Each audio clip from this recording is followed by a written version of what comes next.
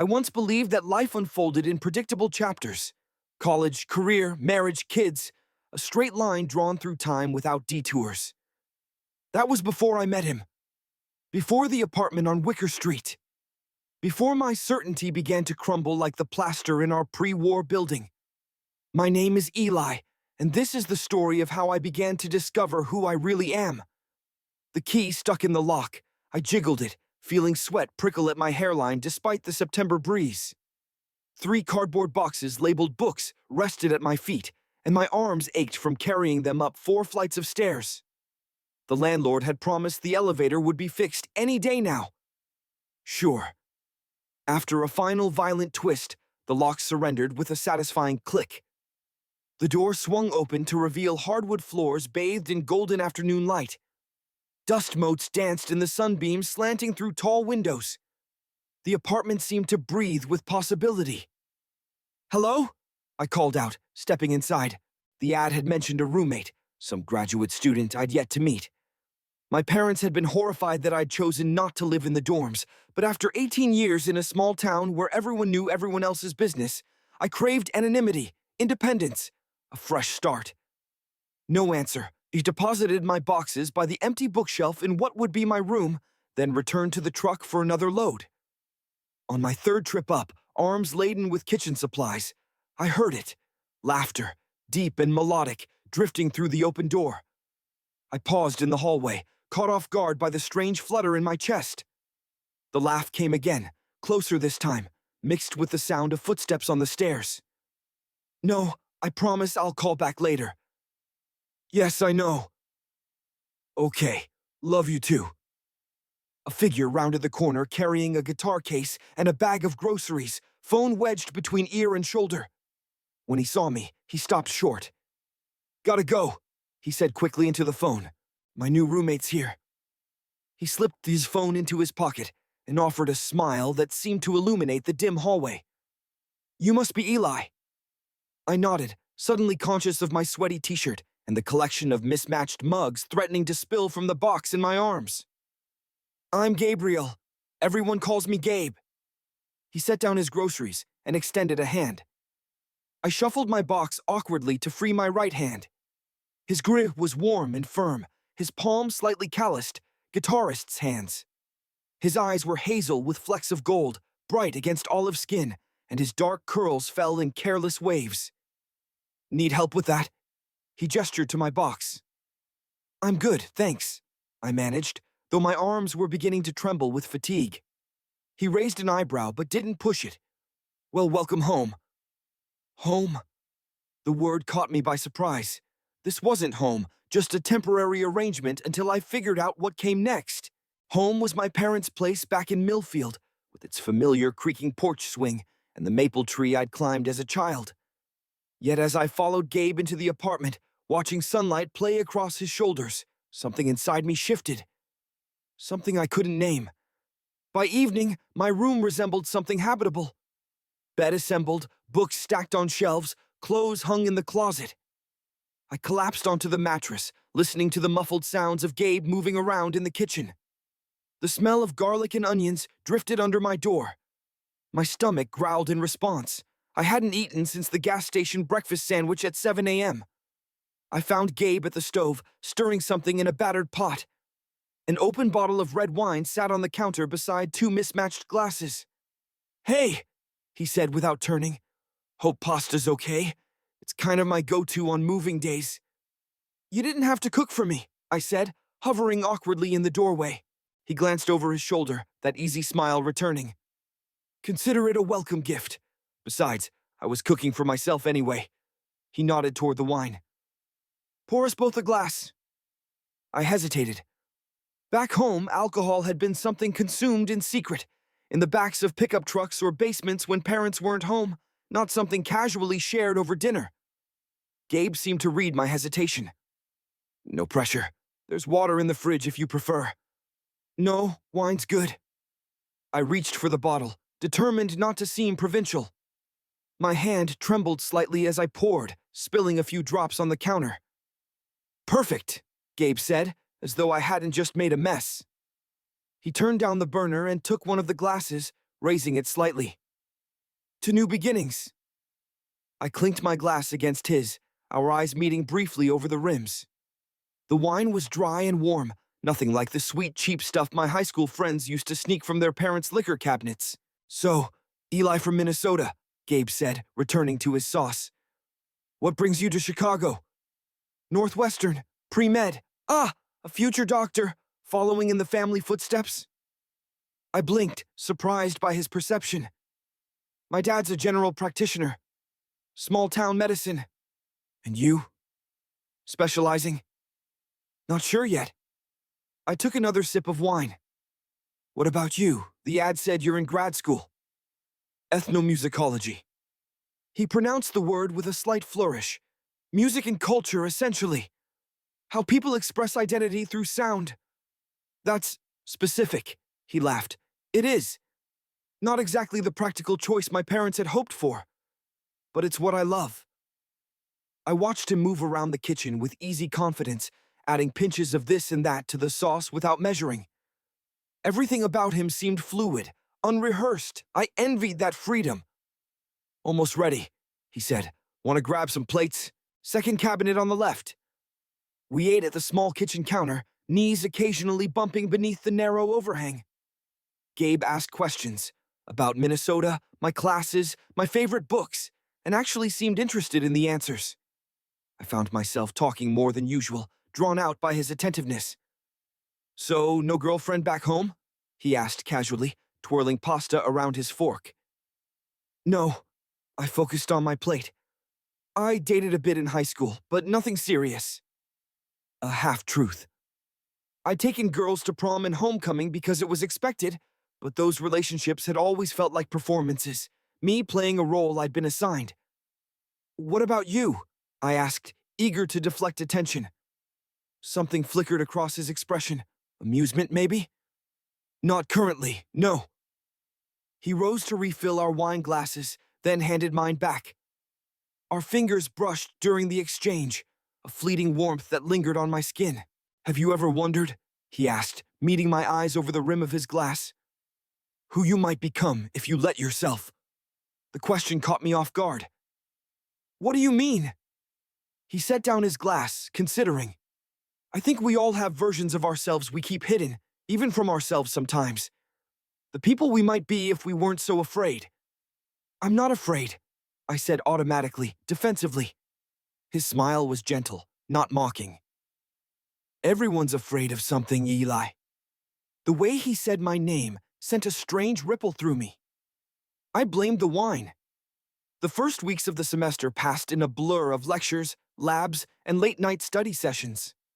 Gabe and I developed an easy rhythm, sharing the bathroom in bleary-eyed morning rotations, leaving notes about grocery needs on the fridge, nodding hello as we passed in the hallway. I told myself I wasn't avoiding him, just busy. But sometimes I'd hear him playing guitar in the living room, singing softly in a language I didn't recognize. And I'd find reasons to stay in my room, door firmly closed. On a Tuesday night, 3 weeks into the semester, I emerged from my room at 2 a.m., desperate for caffeine. I had an organic chemistry exam in 7 hours, and the molecular structures were blurring together in my exhausted brain. I didn't expect to find Gabe on the couch, surrounded by open books and notebooks, the only illumination coming from a single lamp that cast long shadows across the room. He looked up as I entered, his face half in darkness. Fellow night owl? He asked. Just tonight, exam tomorrow. I moved toward the kitchen. Coffee? God, yes. I busied myself with the coffee maker, hyper-aware of Gabe's presence in the adjacent room. When I returned with 2 steaming mugs, he had cleared a space for me on the couch.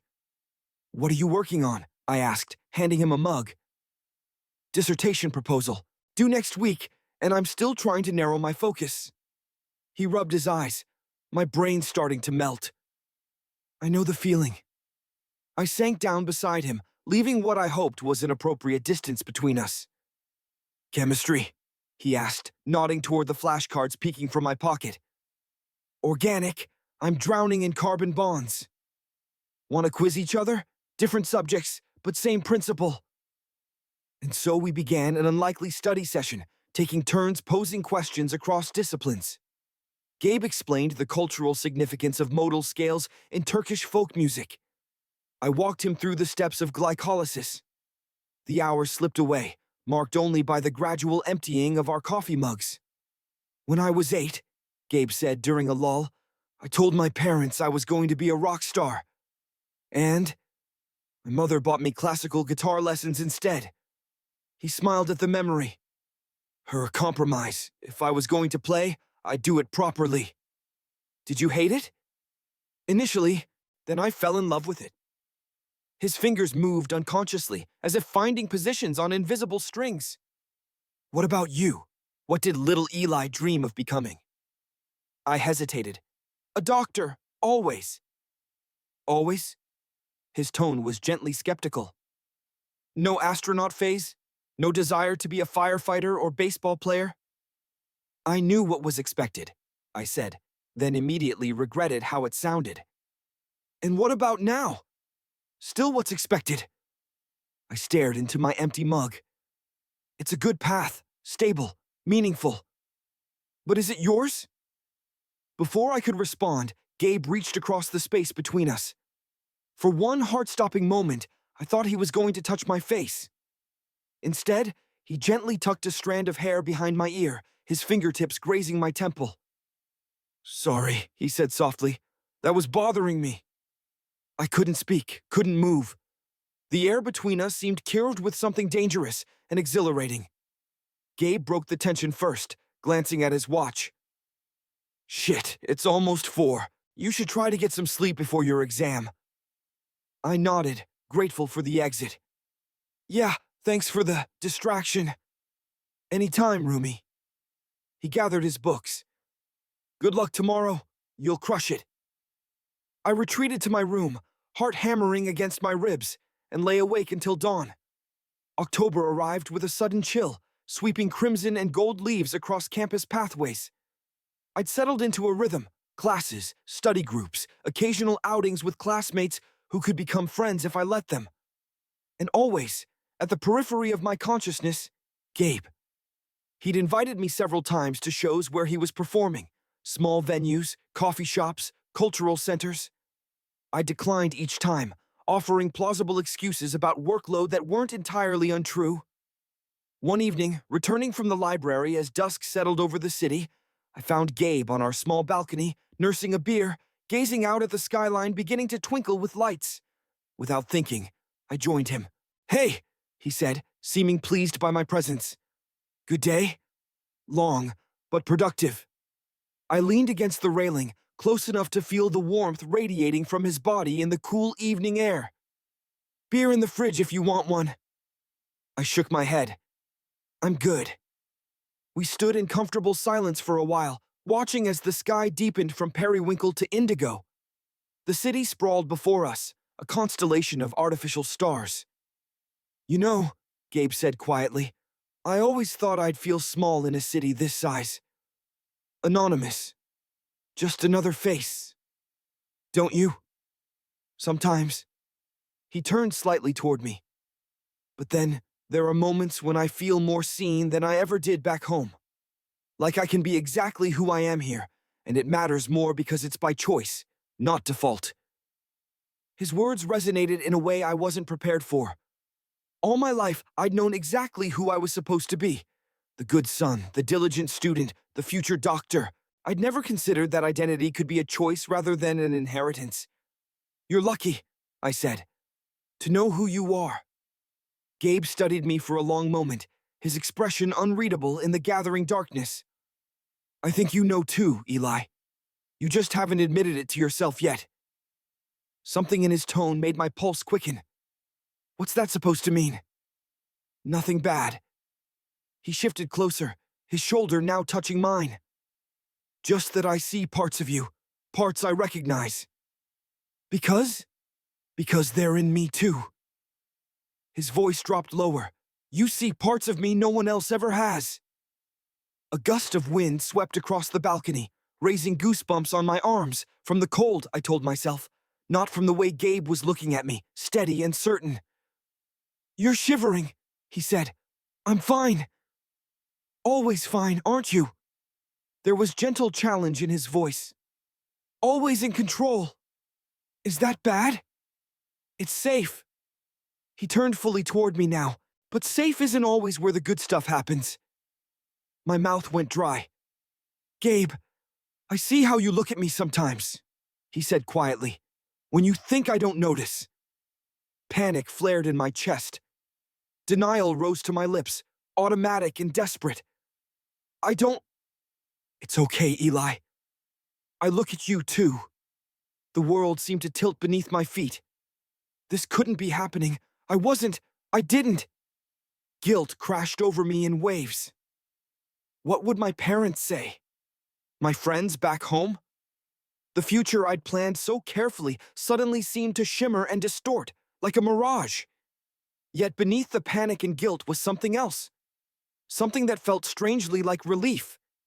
Like recognition. I should go in, I managed, my voice barely more than a whisper. Early class tomorrow. Disappointment flickered across Gabe's features, but he nodded. Sure, no pressure. I retreated into the apartment, heart pounding so loudly I was certain he could hear it. In the safety of my room, I pressed my forehead against the cool window glass and closed my eyes. For the first time, I allowed myself to acknowledge the truth I'd been running from since that first day. The flutter in my chest when Gabe entered a room, the hyper-awareness of his movements, the way his casual touches lingered on my skin. This wasn't friendship. This was something else entirely. Something that terrified and thrilled me in equal measure. For 3 days, I managed to avoid being alone with Gabe. I left for campus earlier than necessary, found study spots in far-flung corners of the library, and returned home only when I was reasonably certain he'd be out or asleep. On the 4th evening, as I tiptoed in around midnight, the apartment was unusually dark. A power outage, I realized, not uncommon in our aging building. I used my phone's flashlight to navigate toward my room, only to freeze at the sound of movement in the living room. Eli? Gabe's voice came from the darkness. That you? Yeah, I replied, keeping my voice neutral. Power's out. Been out for about 20 minutes. Landlord says it's the whole block. Should be back soon. I stood awkwardly in the hallway, unsure whether to continue to my room or acknowledge the conversation we'd been avoiding. Come sit, Gabe said gently. I don't bite, unless asked nicely. Despite everything, I found myself smiling at his terrible joke. I moved cautiously into the living room, where Gabe was a silhouette against the faint city glow from the windows. I perched on the edge of the couch, maintaining a careful distance. In the dusky half-light, I could just make out the contours of his face, the straight nose, the curve of his lips, the shadow of stubble along his jaw. I've been thinking about the other night, he began. Can we not? I interjected. I can't. I don't. Can't what, Eli? His voice was soft, patient. Can't feel this? Can't want this? I don't know what I want. The confession tore from me, raw and honest. That's okay too. He shifted slightly closer.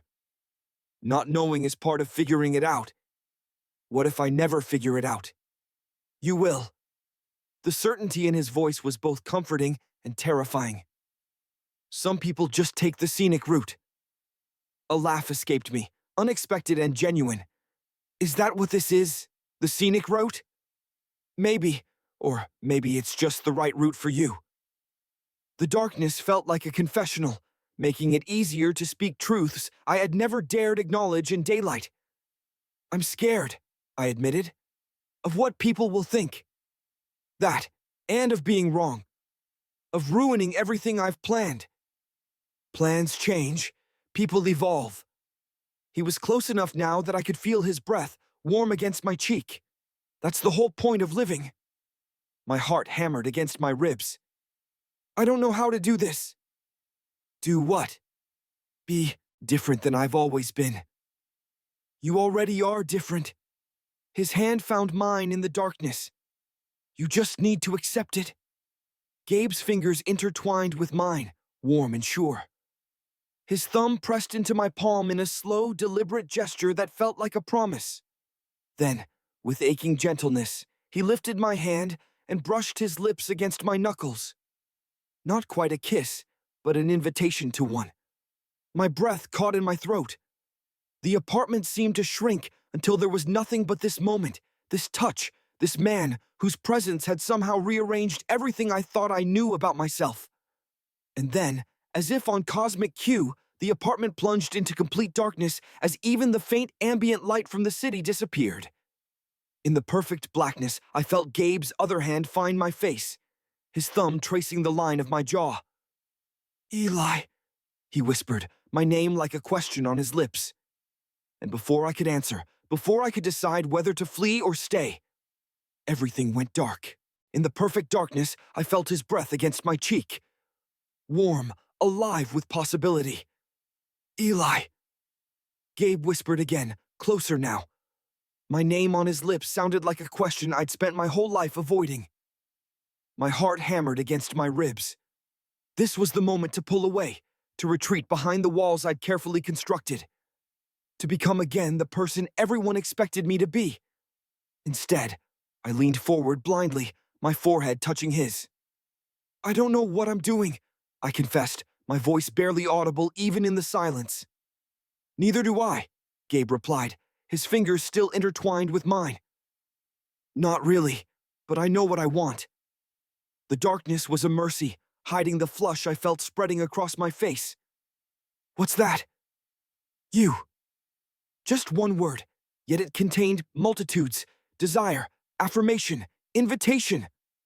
In the black void of the apartment, with nothing to see and nothing to hide behind, the truth hung suspended between us. Before I could respond, light flooded the apartment, harsh and sudden. Power restored, reality reinstated. I blinked against the brightness, caught in Gabe's unflinching gaze. His face was so close to mine that I could see the golden flecks in his hazel eyes, the slight curve at the corner of his mouth. His hand still held mine, thumb pressed into my palm. I began, not knowing how to finish the sentence. Gabe nodded, releasing my hand slowly. "It's late, we both should." I stood, unsteady as a newborn colt. "Good night, then." "Good night, Eli." I retreated to my room, closed the door, and leaned against it, heart still racing. Sleep would be impossible. My mind replayed the pressure of his thumb against my palm, the almost kiss on my knuckles, the warmth of his breath against my skin. I'd never felt anything like it. Never allowed myself to. In the quiet of my room, I finally admitted the truth I'd been running from since the moment I'd first heard his laughter drifting through the open door. I wanted Gabe. The realization should have terrified me. Instead, beneath the layers of anxiety and confusion, I felt something unexpected, relief. As if I'd been holding my breath for years and finally allowed myself to exhale. I woke before dawn, pulled from restless dreams by a gnawing hunger. I'd skipped dinner the night before, too busy avoiding Gabe to remember food. The apartment was silent as I padded toward the kitchen, the first hints of dawn barely visible through the windows. I assumed Gabe was still asleep until I rounded the corner and found him at the kitchen table, bent over something I couldn't see. He looked up as I entered, surprise flickering across his features. "Sorry," I said automatically. "I didn't think anyone would be up." "Couldn't sleep," he replied with a small shrug. He closed through what I now saw was a small notebook, but not before I caught a glimpse of pencil lines on the page. "You draw?" "Sometimes." He seemed almost embarrassed. "When I need to process things." I moved to the refrigerator, suddenly self-conscious in my worn t-shirt and flannel pants. "I was just going to grab some breakfast." "I made coffee," Gabe offered, gesturing to the half-full pot on the counter. "And I was thinking about eggs, if you're hungry." The normality of the exchange, as if last night hadn't happened, as if we were just roommates discussing breakfast, was both a relief and a disappointment. "Sure," I said. "Thanks." I poured myself coffee and took the seat across from him. Gabe rose to gather ingredients, moving with the easy grace that seemed to characterize everything he did. Through the kitchen window, the sky was gradually shifting from charcoal to pearl, the pale dawn light spilling across the table between us. Silently, Gabe reopened his notebook and began to sketch, glancing occasionally at the window, the table, the changing light. "Do you mind?" he asked, noticing my gaze. No. I watched his hand move across the page, swift and sure. What are you drawing? The light, he said simply. The way it changes. Catches on things. I sat motionless, coffee cooling between my palms, transfixed by the movement of his hand across the pink. There was something intimate about watching someone create, a glimpse into how they saw the world. Can I see? I asked when he finally set down his pencil. He hesitated, then pushed the notebook across the table. The sketch was simple but striking.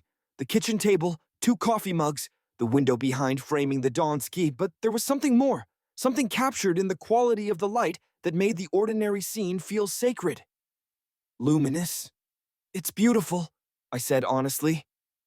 I like mornings, Gabe replied, taking back the notebook. That in-between time when the world feels new again. Possible. He rose to start breakfast, cracking eggs into a bowl, his back to me. I sipped my coffee, watching the dawn light play across his shoulders, caught in the curls at the nape of his neck. About last night, I began, finally finding my courage. Gabe turned, spatula in hand. We don't have to talk about it if you're not ready. I want to, I insisted, surprising myself with my certainty. I just don't know what to say. He returned to the stove, giving me the gift of not having to meet his eyes. Start anywhere. There's no script for this. I stared into my coffee, gathering my thoughts. I've never felt this before. With anyone. This? Whatever this is between us. I struggled to find the right words. It's new territory for me. Gabe was quiet for a moment, focused on the eggs sizzling in the pan. For what it's worth, it's new for me too. Really? I couldn't keep the surprise from my voice. Gabe seemed so comfortable with himself, so assured. Not this, he clarified, gesturing vaguely between us. I've been attracted to men before, but this specific feeling, with you, that's new. He slid a plate of scrambled eggs in front of me, then took his seat across the table. Outside, the sky had bloomed into a watercolor wash of pink and gold. I've spent my life hiding behind who I thought I should be. Gabe said quietly, not looking at me. The dutiful son, the serious musician, the casual friend. Bits and pieces of myself parceled out to different people, but you've shown me there's beauty in being fully seen. His words hit me with unexpected force. All this time, I thought Gabe had it figured out, that he was the confident one, the certain one. To hear him echo my own fragmentation back to me was both comforting and unsettling. I'm not sure I know how to see anyone properly, I admitted. I'm still trying to see myself. Maybe that's why, Gabe suggested. We recognize in each other what we're both searching for. We ate in silence after that, watching the dawn light strengthen, transform from gold to the clear white of day. The quiet between us felt charged, but not uncomfortable. A shared space where nothing needed to be said, but everything was being communicated. As I helped clear the dishes, I found myself asking the question that had been circling in my mind since the power outage. Can I really let go of everything I've believed about myself? Can I be the man you deserve? Gabe set down the plate he was rinsing, turning to face me fully. I don't want you to be anyone but yourself, Eli. That's the whole point. And beliefs change. They're supposed to. That's how we grow. He was standing close now, close enough that I could see a droplet of water clinging to his wrist, catch the faint scent of his soap. I've never grown in this direction before, I said softly. No one has a map for this, Gabe replied, his voice equally quiet. We make the path by walking it. I don't know which of us moved first. Perhaps we both did, drawn together like magnets finally free to align. His hand found my waist as mine settled on his shoulder, and then we were kissing, tentatively at first, a question posed by the press of lips. He tasted like coffee and possibility. His stubble scraped gently against my chin, a new sensation that sent shivers across my skin. It was nothing like kissing girls had been. Those mechanical, expected motions that left me wondering what all the fuss was about. This was elemental, vital. I felt it everywhere, as if each cell in my body was suddenly finally awake. Gabe pulled back slightly, his forehead resting against mine. "You okay?" I nodded, not trusting my voice. Then, because it seemed important to say it aloud, "Yes, more than okay." His smile was radiant, transforming his face in a way I'd never seen before. I realized I wanted to be the cause of that smile again and again. The sound of a door slamming down the hallway broke the moment. We stepped apart quickly, remembered that we existed in the world, not just in this kitchen, this sunrise. "I should get ready for class," I said, though it was the last thing I wanted to do. Gabe nodded. "Me too. Departmental meeting." We moved around each other carefully, this new awareness between us making the apartment suddenly seem too small. As I reached the hallway, Gabe called my name. "Eli?" I turned. "No pressure," he said, his eyes serious. "No timeline, no expectations. Okay?" The kindness in his voice nearly undid me. "Okay." For the next week, the apartment became a different world, a space where we were free to discover each other in small, tentative steps. Fingers brushing as we passed coffee mugs. Shoulders touching as we watched a movie on the couch. Hushed conversations that stretched into the early morning hours. We were careful, doors locked, voices low. Outside the apartment, nothing changed. We were roommates, perhaps friends, nothing more. But inside our four walls, something was blossoming that neither of us had names for yet. On Friday evening, I returned from my last class to find Gabe cooking dinner, a bottle of wine already open on the counter. "Special occasion?" I asked, sliding onto a bar stool. "Maybe." He handed me a glass. "Jason and Mira invited us to a party tomorrow night, at their place in Wicker Park." I took a sip to hide my sudden tension. Jason was in Gabe's program. Mira was a dancer they'd both befriended at some performance last year. I'd met them briefly once or twice when they'd stopped by the apartment. "Both of us?" I asked carefully. "That's generally what us means, yes." Gabe's tone was light, but I caught the question in his eyes. Going to a party together, even as ostensibly just roommates, felt like a step into public view I wasn't sure I was ready for. What if I gave myself away somehow? What if people could tell just by looking at me that everything had changed? "You don't have to come," Gabe said, reading my hesitation. "But they're good people. It might be nice to expand your social circle beyond the library." I smiled despite myself. "I have friends. Study partners don't count." He flipped whatever was sizzling in the pan. "But seriously, no pressure. I just thought it might be fun." I wanted to be the kind of person who could say yes easily, who could walk into a room with Gabe and not care what anyone thought, who wasn't afraid of his own happiness. "I'll go," I said finally, "but I can't stay late. Early lab on Sunday." Gabe's smile was worth the anxiety curling in my stomach.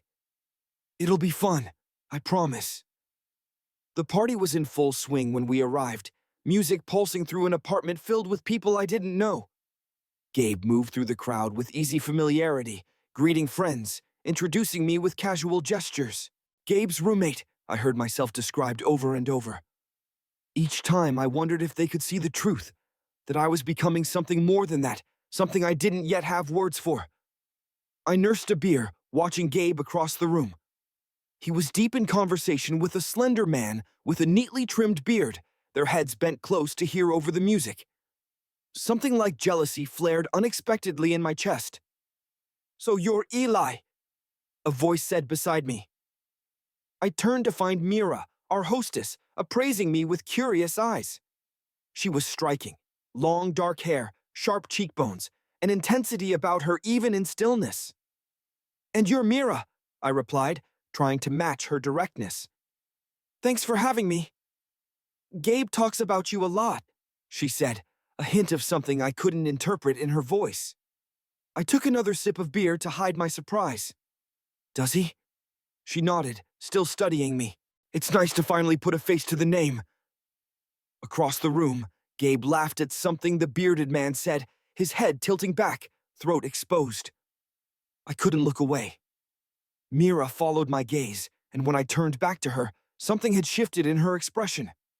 A knowing softness that made my cheeks burn. "He's a good one," she said quietly. "Worth the risk."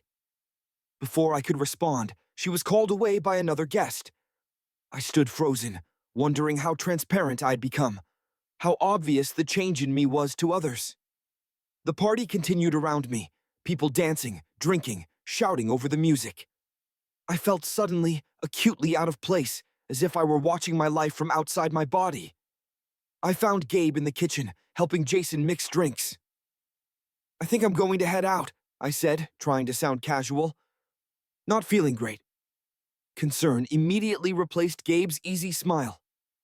"You okay? Want me to come with you?" "No, stay," I insisted, aware of Jason watching our exchange with interest. "Enjoy the party. I'm just tired." Gabe hesitated, then nodded. "Text me when you get home safe." The simple request, the care behind it, made my chest ache. "Sure." As I left, I felt eyes following me. Mira's, Jason's, perhaps others. I wondered what they saw, what they suspected. The weight of those speculations followed me onto the L train, all the way back to our apartment. I was reading in bed when Gabe returned around 2 a.m. He knocked softly on my door, then opened it when I called out. "Hey," he said, lingering in the doorway. "You feeling better?" "Yeah, just needed some quiet." I marked my place in the book. "Did you have fun?" "It was all right." He leaned against the doorframe. "Not the same without you." The words sent a warm current through me. "You were surrounded by your friends." "I doubt I was missed." "I missed you," he said simply. There it was again, that directness that left me nowhere to hide. Gabe always said exactly what he meant, while I wrapped my truths in layers of qualification and doubt. "Can I come in?" he asked when I didn't respond. I nodded, shifting to make room on the bed. Gabe sat beside me, close but not touching. "Mira said something to me before I left," he began, his voice carefully neutral. "She said she liked you, that you seemed, and I quote, smitten." My stomach dropped. "What did you tell her?" "Nothing." His eyes found mine in the dim light. "But she's perceptive, Eli. She sees things most people miss." "Great," I muttered, panic rising like a tide. "So now your friends think we're, what? Together?" Gabe's voice was soft, but there was an edge to it. "Would that be so terrible?" "You know it's not that simple," I protested. "You've had time to figure this out, to get comfortable with who you are. I'm still... Still what?" "Still scared," I admitted, the words painful in their honesty. "Still confused. Still not sure I can be who you need me to be." Gabe was quiet for a long moment. "I never asked you to be anything but yourself." "That's just it. I don't know who myself is anymore." I ran a hand through my hair in frustration. Everything I thought I knew about me is suddenly in question. And now your friends are watching, waiting for me to, I don't know, make some grand declaration or something. "No one's asking for declarations, Eli, least of all me." Gabe's voice had softened again. "And for the record, I'm still figuring things out too. Just because I've known I was gay doesn't mean I have all the answers." The word hung in the air between us. Gay, we hadn't used it before. Not about us, not about whatever was growing between us. Hearing it spoken aloud made it suddenly, terrifyingly real. "I should go," Gabe said, rising from the bed. "Let you get some sleep." "Wait." I caught his wrist, surprising both of us with the gesture. "Don't go." He looked down at my hand on his wrist, then back at my face. "What do you want, Eli?" It was the same question he'd asked in the darkness of the power outage, but this time I had an answer. "You," I said, echoing his response from that night. "Just you." Something shifted in his expression. Relief, hope, desire all mingling together. He sat back down, closer now, his thigh pressing against mine. "I'm not going anywhere," he promised. We talked until the sky began to lighten, about our childhoods, our families, our fears, about what it meant to live truthfully, about the people we thought we should be versus the people we might become. When dawn broke, Gabe was still beside me, his head resting on my shoulder, his breathing deep and even. I watched the sunlight slowly illuminate his face and felt something expand within my chest. Something that might be love, if I were brave enough to name it. Sunday morning, we woke tangled together on my too-narrow bed, fully clothed but somehow more intimate than if we'd been naked. Gabe's arm was draped over my waist, his face pressed against my neck. For a moment, I allowed myself to imagine waking like this every morning. The thought was terrifying in its appeal. "Morning," Gabe murmured against my skin, his voice rough with sleep. "Morning." I shifted slightly to see his face. "Sleep okay?" "Better than okay." His smile was soft, private. "You?" "Same." We lay there in comfortable silence, listening to the city wake around us, the distant rumble of the L, the neighbor's dog barking, a car alarm a few blocks away. "I have to be at the lab by 10, I said reluctantly, and I promised Jason I'd help him move some equipment. Gabe sighed, making no move to get up. "Adulting is overrated." I laughed, the sound strange in the quiet intimacy of the morning. "Pretty sure that's not a word." "It is if I say it is." Ethnomusicologist's prerogative. "Is that how it works?" "Absolutely." His smile faded into something more serious. "Eli, about last night, it's okay," I interrupted, not ready for whatever he might say. "We should get up, get moving." Hurt flickered across his face, but he nodded. "Sure." He untangled himself from me and stood, stretching. I looked away, suddenly shy in the daylight. "See you later?" he asked, pausing at the door. "Yeah," I promised, "later." As the door closed behind him, I felt the absence of his warmth like a physical thing. I'd been the one to push him away, yet I already missed him. The lab was quiet for a Sunday, only a few dedicated students hunched over microscopes or computer screens. I tried to focus on the cell cultures I was supposed to be studying, but my mind kept drifting back to Gabe, to the feeling of waking with his arm around me, to the hurt in his eyes when I'd cut off his attempt to talk. "You're distracted today," observed Dr. Chen, my lab supervisor, as she passed my station. "Everything all right?" "Fine," I said automatically. "Just tired." She didn't sound convinced. "These cultures can wait until Tuesday if you need a day off. You've been putting in extra hours lately." I hesitated, tempted by the unexpected reprieve. "Are you sure?" "Go," she said, already moving toward another student. "Get some rest." I gathered my things quickly before she could change her mind. Outside, the October air was crisp, leaves crunching beneath my feet as I walked toward the L station. I could be home in 30 minutes. Gabe would probably still be with Jason, but I could wait for him, maybe plan something for us, dinner, a movie, anything to make up for my awkwardness this morning. My phone buzzed in my pocket, a text from my mother. My steps slowed as I read it.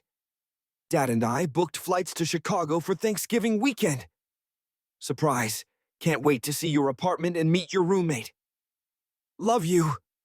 The world seemed to tilt beneath my feet. My parents.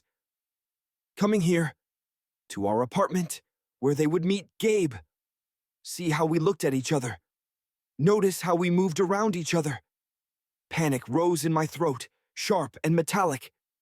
I'd been existing in a bubble these past weeks, a fragile, beautiful bubble where nothing existed but Gabe and me and the tremulous thing growing between us.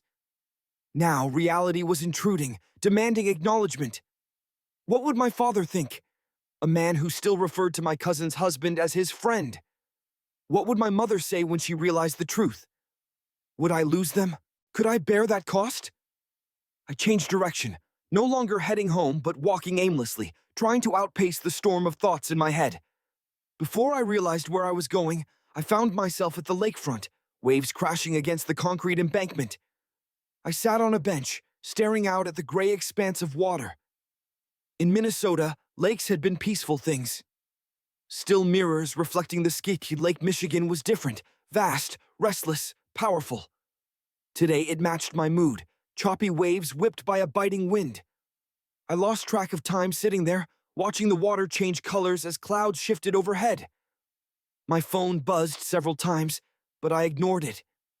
I needed to think, to decide what kind of person I was going to be when my parents arrived. What kind of son? What kind of man? By the time I finally checked my phone, the sun was setting. 3 texts from Gabe. Finished early, coming home. Want me to pick up dinner? Eli? You there? Getting worried. Please let me know you're okay. Guilt prickled as I read his concern. I typed quickly. Sorry, got out of lab early, went for a walk. Heading home now. His response was immediate. Thank God. Was about to call hospitals. I smiled despite everything, warmth spreading through my chest at his worry. I'm fine. Just needed to think. Be home soon. It was fully dark by the time I reached our building. The lights were on in our apartment window, a beacon guiding me home. Home. When had I started thinking of it that way? I climbed the stairs slowly, each step bringing me closer to a conversation I wasn't sure I was ready to have. At our door, I hesitated, key in hand, before finally turning the lock. Gabe was pacing in the living room, phone clutched in his hand. He stopped when he saw me, relief washing over his features. Jesus, Eli, 8 hours with no word, I was freaking out. I'm sorry, I said, meaning it. I should have texted earlier, I got some news that threw me. His expression shifted immediately to concern. What happened? Is everyone okay? Yeah, everyone's fine. I moved to the couch, sinking down heavily. It's just... my parents are coming. For Thanksgiving. Gabe's brow furrowed in confusion. That's the news that sent you wandering the city for 8 hours? They want to see the apartment. Meet you. I looked up at him, willing him to understand. They'll be here, in our space. Recognition dawned in his eyes. And you're worried they'll figure out about us. I know it's stupid. It's not stupid, he interrupted, sitting beside me. It's your family. Of course you're worried. I'm not ready to tell them, I admitted. I'm not ready for what might happen if they know. Gabe was quiet for a moment, his eyes on the floor. Do you want me to not be here when they visit? I could stay with Jason or something. The offer was generous, selfless, and it made my heart ache. No, I said firmly. That's not what I want. I need time to figure out how to be around you with them here.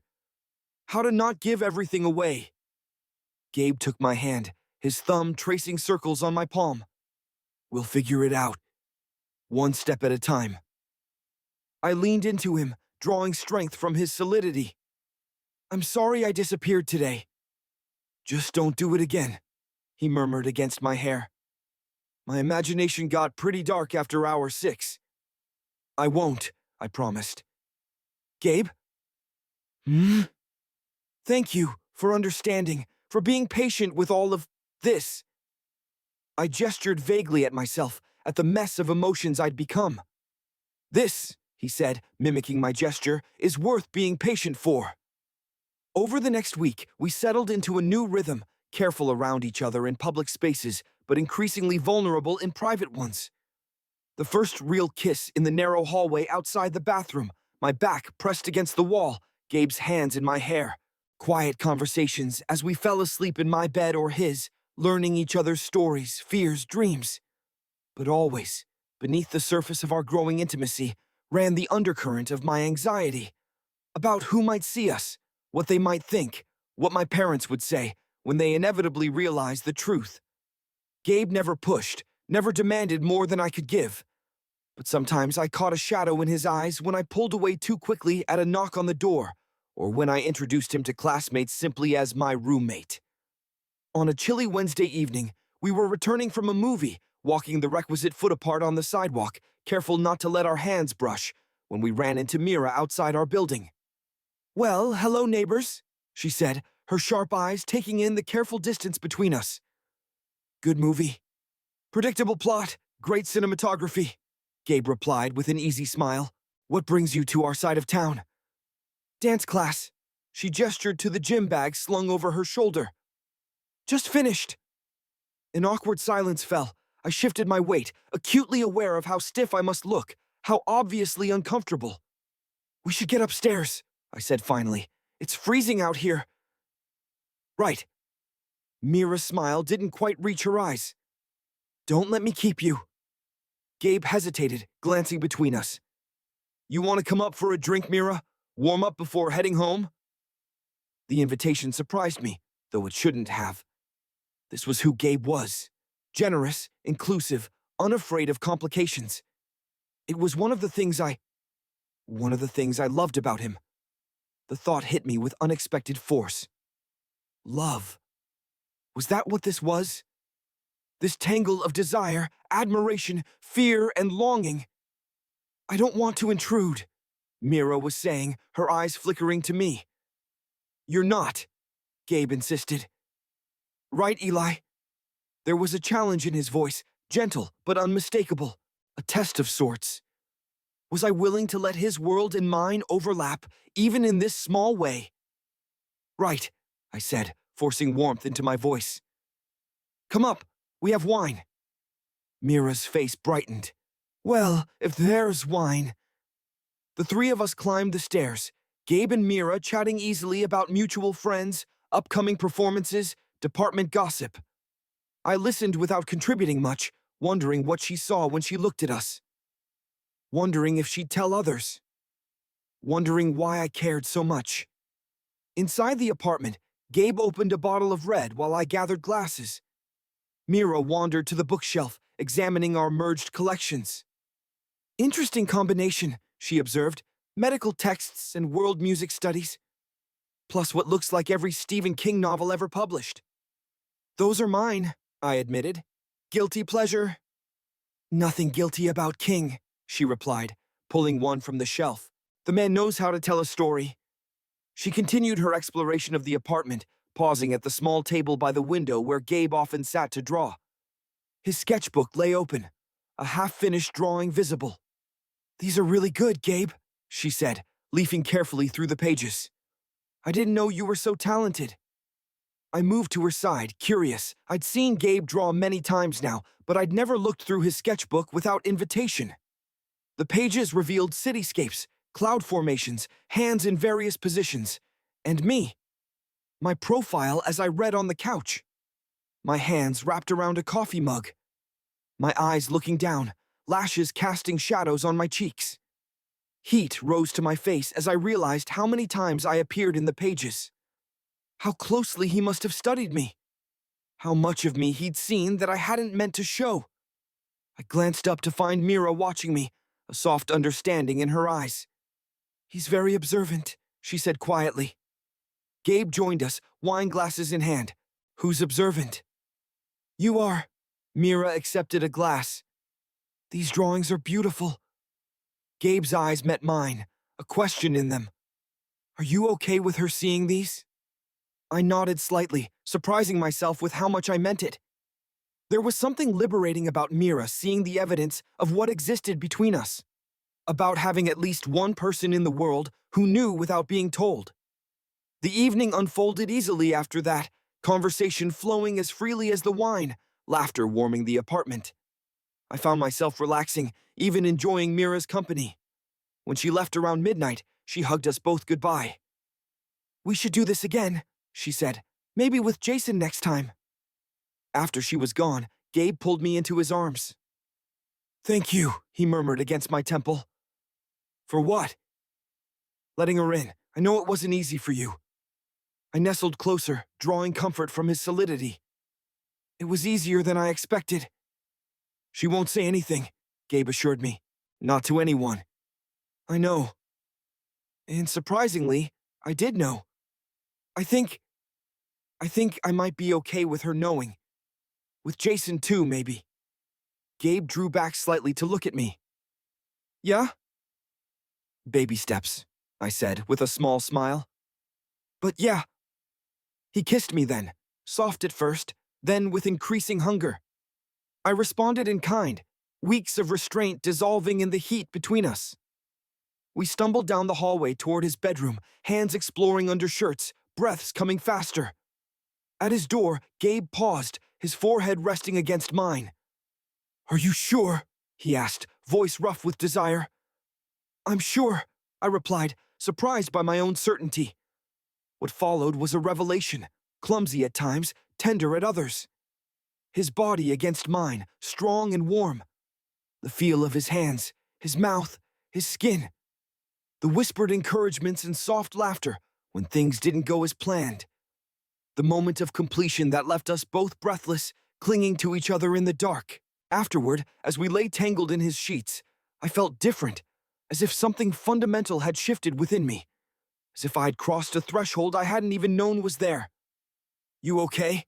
Gabe asked, propped on one elbow, studying my face. "More than okay," I assured him, tracing the line of his jaw with my fingertips. "Just processing." He caught my hand, kissed my palm. "Anything you want to talk about?" I considered the question, searching for words to describe the transformation I felt. It's like I've spent my whole life seeing the world in black and white, and now suddenly there's color.